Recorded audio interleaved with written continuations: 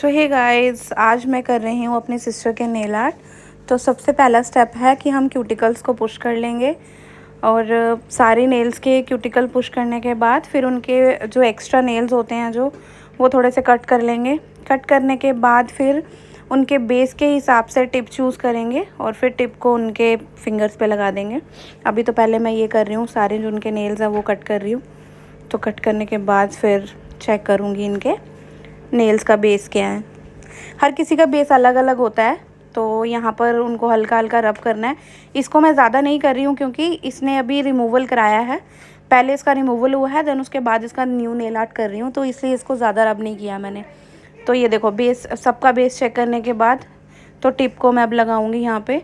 इसका बेस ना थोड़ा सा चौड़ा है, तो उसी हिसाब से इसको टिप्स लगा रही हूँ। सबके हाथों का अलग अलग बेस होता है, सबके नेल्स का, तो उसी हिसाब से इनको अभी टिप लगाऊंगी सबको मैं।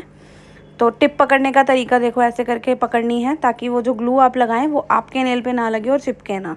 और उससे क्या होता है कि नेल आप पे चिपक जाता है, क्लाइंट के नेल पे भी लग जाता है और फिर आप रह जाते हो उसको छुटाते।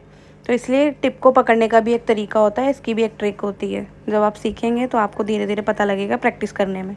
बहुत सारी चीज़ें होती हैं इसमें, इतना ईजी लगता, जितना ईजी ये लगता है उतना ईजी होता नहीं है। तो ये टिश्यू से मैंने जो एक्स्ट्रा वो थी ग्लू, वो मैंने रिमूव कर दी है। ये देखो, सारी फिंगर्स पे टिप लग गई है। तो अब इनकी लेंथ के हिसाब से उनको पूछा कि कितनी लेंथ चाहिए, उसके हिसाब से इसकी लेंथ को हम कट करेंगे जितनी उनको चाहिए। तो जैसा कि आपने देखा है कि उसने बोला ओके, तो ये हम सारी नेल्स की टिप को हम कट करेंगे धीरे धीरे। ये बीच में अब मेरी बहन आई है, पता नहीं क्या दिखाने के लिए, कुछ तो बोली, हाँ डांस भी कर रही है साथ में, कुछ तो दिखाने आई थी, मैं भूल गई अब कि उस टाइम पे क्या दिखा रही थी। अब देखो, इसको टिप को लगाया है ना, और जो टिप और जो अपना ओरिजिनल नेल है ना, और टिप को पूरा एकदम मर्ज करना होता है ओरिजिनल नेल के साथ, जो हमारा रियल नेल है उसके साथ बिल्कुल मर्ज करना होता है ताकि वो इक्वल लगे और प्रोडक्ट भी उसके ऊपर फिर इक्वल लगे। अच्छे से रब करने के बाद उसको हम टिप को वो करेंगे, मर्ज कर देंगे अपने नेल के साथ। तो जैसे कि आप देख रहे हैं, हल्का हल्का रब करना। हाँ, एक चीज़ और, इसको अगर आप बहुत तेज़ तेज़ करते हो ना तो हीट जनरेट करती है, तो उससे क्लाइंट को प्रॉब्लम होती है।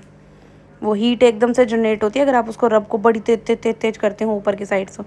अब आप बोलोगे कि आपने क्यों तेज़ किया? मैंने इसलिए किया क्योंकि मैं शेप बना रही हूँ, तो शेप बनाने के लिए आप कर सकते हो। तो इसमें मैंने इसको शायद शेप चाहिए थी कॉफ़िन नहीं, मैंने शायद आलमंड शेप की है। चेक कर